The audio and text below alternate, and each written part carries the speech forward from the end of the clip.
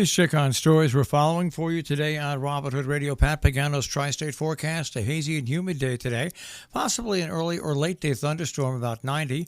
Tomorrow, hazy, scattered late thunderstorms, about 80 to 85. On Saturday, partly sunny, less humid, mid-80s. And Sunday, sun and clouds, mid and upper 80s. We'll get the full details on that Tri-State forecast coming your way in just a few minutes. Stories that we're following for you. In Salisbury, a town meeting vote is scheduled for tonight at 7:30 at the Salisbury Congregational Church. The vote to give the Salisbury Housing Committee access to the property by using a short section of less than one-half the width of a 66-foot wide retired railroad corridor. The required distance is less than 150 feet from the end of the pavement on Railroad Street, 400 feet from the intersection of Fowler Street. Because the access is on town property, it requires a town meeting approval. The Housatonic Youth Service Bureau report as case numbers rise and they need more funds. In a story on TricornerNews.com, after facing a surge of cases, the Housatonic Youth Service Bureau has requested additional funds from each of the 6 towns in the region in order to serve community effectively. Our nonprofit organization offering free mental health services, including in-school counseling, clinical counseling, and enrichment programs like social clubs for children between the ages of 4 and 18.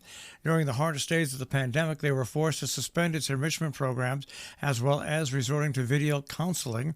With a number of cases rising after the pandemic as well as the amount of care each case needs, they have requested $60,000 from each of the 6 towns, a total of $360,000. Maria Horn has formed a PAC to assist state and local candidates, also from TricornerNews.com. State Representative Maria Horn has formed a political action committee to help candidates for state and local offices who share her ideals and beliefs.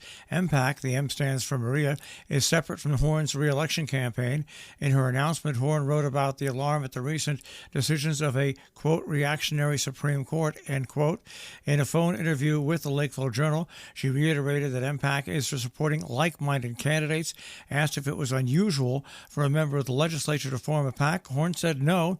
When she first ran for the General Assembly, she received support from PACs associated with Democratic leadership in the legislature. Quote, it's an easy way to pay it forward, end quote, she said. There are 309 PACs currently listed with the State Elections Enforcement Committee, many of them quoting 2 or more persons, end quote, organizations such as MPAC. Another local example she quoted was the 30th District Republican Senatorial Committee. Out of the Millerton News, Turney's building is sold. New buyers want to make her shine, is the quote. Good news for fans of the Seafoam Green building, which is smack in the middle of Millerton's business district. That was home to the iconic Turney store for 100 years. 3 investors who purchased the Main Street property reportedly plan to keep it mostly intact. At least that's according to Jonathan B. of Hunter B.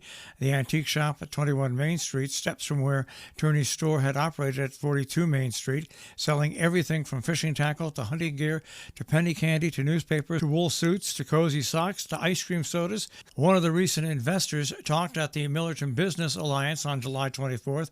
Richard Lambertson of Sharon introduced himself and shared some of the ideas for the building. The investor's Lambertson is a designer with impressive pedigree, designing for Jeffrey Bean, Gucci, and Bergdorf Goodman. He has a home in Sharon and currently co-owns antique shop Privet House in New Preston, Connecticut, with his business partner Suzanne Cassano. 2 other investors in the 42 Main Street property are Jason Jobson and Christopher Porney. Like their partner, they both have long resumes boasting high-profile clients in the fashion design industry. In Cornwall, the Conservation Trust enrolled 375 acres of its forested preserves in Wildlife Partnership meeting. The land is now permanently forever wild, allowing nature to flourish with minimal human intervention. The Wildlands Partnership is an initiative of Northeast Wilderness Trust and engaged local land trusts across the Northeast, in which Wilderness Conservation's CCT added wilderness level protections through Northwest Wilderness Trust, the conservation easement to its 200-acre Gray Ledge Preserve, 100-acre Nancy Knott's Dobbs Preserve, and 75-acre Red Mountain Preserve. The protections permit the properties to evolve through natural processes without intensive human management. The Forever Wild protection allows for public access to enjoy the natural beauty of the land on foot.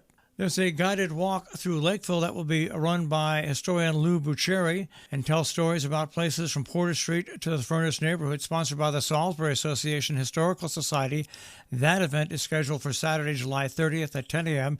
The walk will begin at the Lakeville Post Office, less than 1 hour and in less than half a mile in length. The Lakeville Historic District contains a mixture of residential, commercial, and industrial buildings. Out of New York State, Kelsey has claimed civil rights as an ex-con have been violated. Former Republican Dutchess County Legislature, District 25, and convicted sex offender Michael Kelsey has filed a combination of complaints and lawsuit against his parole officer, Christopher Miller, supervising PO Sabrina Wentz, the New York State Department of Corrections Community Supervisor, the Poughkeepsie Parole Bureau, and the Bureau Chief Irma McAdoo for violating his civil rights. McAdoo responded to one of the complaints on Wednesday. As part of that response, he removed a restriction placed by Miller, adding he will look into whether some of the conditions placed by the PO were unreasonable.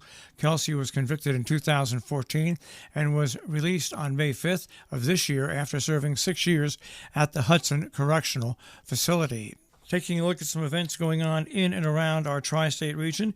In North Canaan today, there is a 7 p.m. meeting of the Inland Wetlands and Conservation Committee. Of course, remember in Salisbury at 7:30 at the Congregational Church is that town vote. Falls Village tonight at 7 p.m., Planning and Zoning Commission. The Sunset Music Series tonight at the Canaan VFW from 6 to 9 p.m. Now the Kent Music Concert tonight at the Kent Land Trust Field, weather permitting.